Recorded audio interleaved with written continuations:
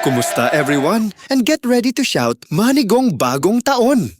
So grab your round fruits because we're counting down the top 10 fun and lucky Filipino New Year traditions that you absolutely need to know.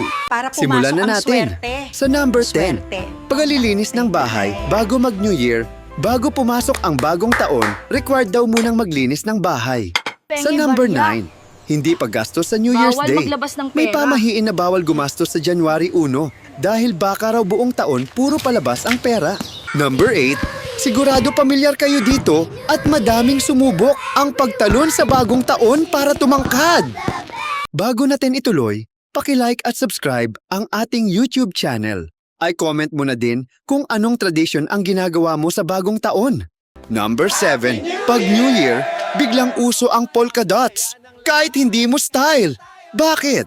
Dahil ang bilog ay simbolo ng barya at pera. Number 6, pagbubukas ng pinto at bintana pagpatak ng alas 12. Sabay-sabay binubuksan ng pinto at bintana para pumasok ang swerte. Number 5, pagkain ng mga malalagkit na kakanin. Dahil sticky sila, simbolo ito ng pagiging dikit-dikit ng pamilya. Sa number 4, syempre, hindi mawawala ang mga bilog na prutas. Halos lahat ng bahay may prutas sa mesa tuwing New Year.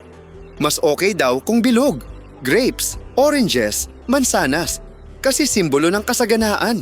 Number 3, dapat mag-ingay, syempre. Pag-iingay gamit ang kaldero at kawali. Ito na ang pinakamaingay na parte ng gabi. Pagpapatunog ng kaldero, kawali, torotot. Kahit takip ng Tupperware, pwede na.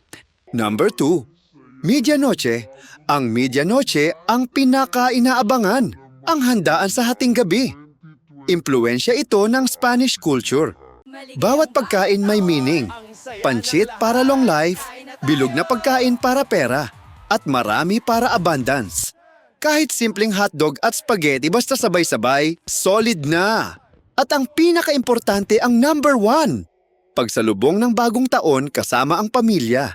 Sa dami ng pamahiin, ito pa rin ang pinaka-importante, ang pamilya. Kahit walang fireworks, kahit tahimik lang, basta magkakasama sa alas 12, panalo na ang bagong taon.